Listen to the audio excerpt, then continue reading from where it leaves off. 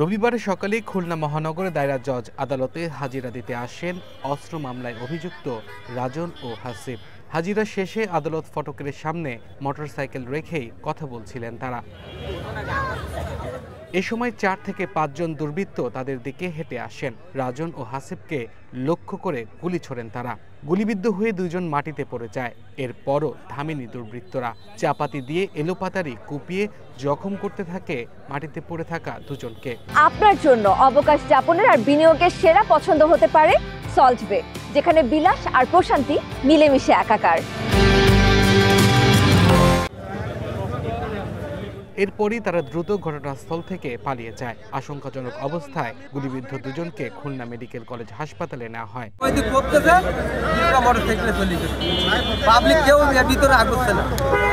সবাই সামনে এগোইছে, সেই সময় আমরা মোটরসাইকেল এখান থেকে দেখা যাচ্ছে না, কেউ তো সাহস পাচ্ছে না, সামনে আগুনের জন্য সাহস পাচ্ছে না। এ ঘটনার পর আবারও খুলনা আদালত চত্বরে নিরাপত্তা নিয়ে প্রশ্ন তুলেছেন আইনজীবী সহ বিভিন্ন সংগঠনের প্রতিনিধিরা। শহরে আইন শৃঙ্খলা পরিস্থিতি খারাপ হওয়ার শঙ্কাও জানান তারা। গাড়ি ছিল দূরে, ওই ইজি বাইক সেখানে উঠে চলে গেল। এদেশে কি করে পাবলিক কোথায় নিরাপত্তা পাবে, কোথায় বাস করবে? এটা কঠোর অবস্থা।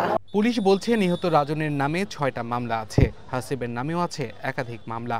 দুজনই শীর্ষ সন্ত্রাসীদের সহযোগী। সেই শত্রুতা ধরেই এই হত্যাকাণ্ড হতে পারে বলে প্রাথমিকভাবে ধারণা পুলিশের। ফজলে রাব্বি রাজন, আমরা জানেন যে সোনাডাঙ্গায় থাকতে 4টা অস্ত্র সহ আমরা ধরছিলাম পলাশ গ্রুপে। এই পলাশ গ্রুপেরই সদস্য। তো পরবর্তীতে জানতে পারছি এই অস্ত্র মামলায় নাকি তার হাজিরা ছিল। আজকে হাজিরা দেওয়ার পরে এখানে এসে তার প্রতিপক্ষ নাকি এই ঘটনা ঘটেছে। ঘটনার সাথে সাথে আমরা উপস্থিত হই।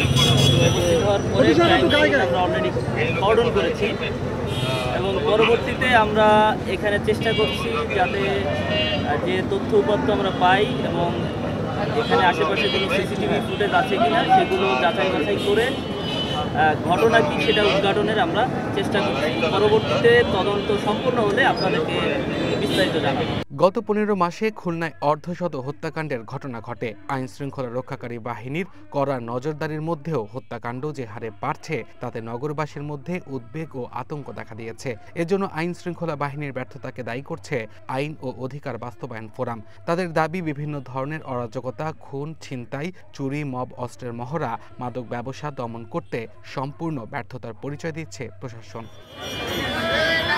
Abdullah Al Mamun, one national desk.